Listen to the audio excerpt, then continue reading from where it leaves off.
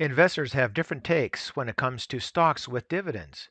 On one hand, we have investors who believe that dividends are a waste of time and usually a waste of shareholder capital. The argument is usually that the company should use the money and reinvest. Meanwhile, on the other hand, you have those investors who believe that every company should pay a dividend, and those that don't are not worth looking at. So the question, to dividend or not to dividend? Let's take a look.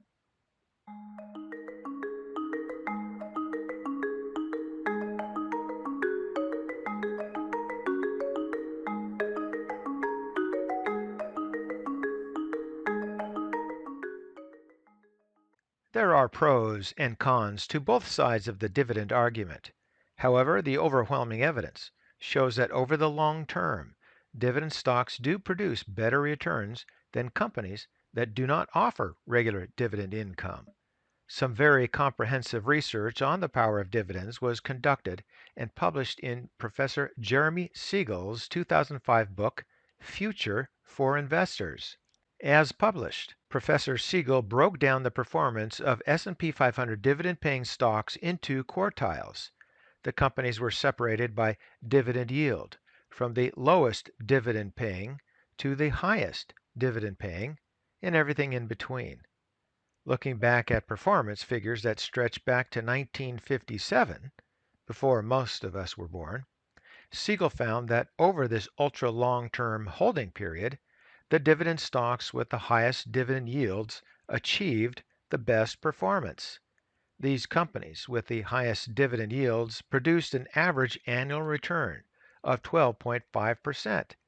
This even outperformed the S&P 500 index, which returned 10.3% per year over the same holding period. As discussed by this channel on several occasions, you can read many reports on how the majority of money managers cannot beat the S&P 500. So these studies are important.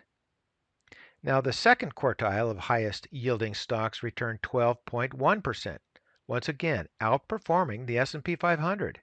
However, the stocks in the other quartiles underperformed the S&P 500 with the best of the worst, returning about 9.6% per year.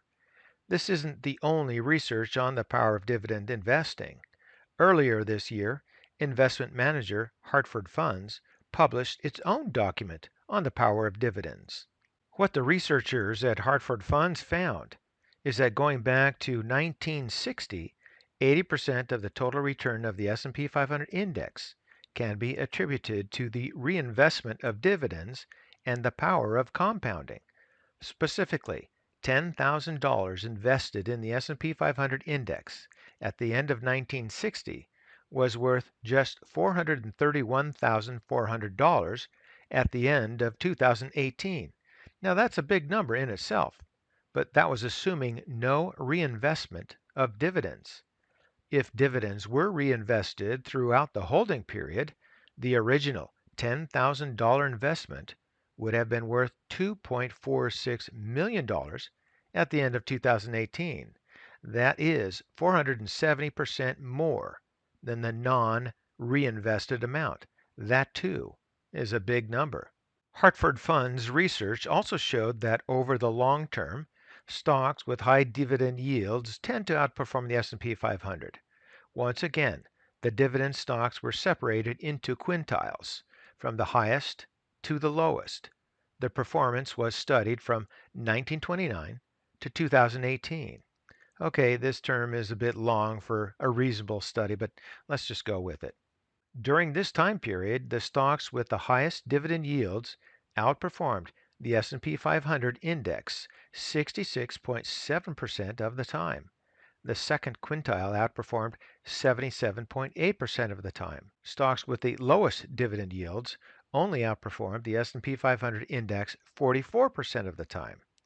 While some investors might believe dividends to be a waste of shareholder cash, these studies do show that over the long term, dividend-paying stocks tend to outperform their benchmark.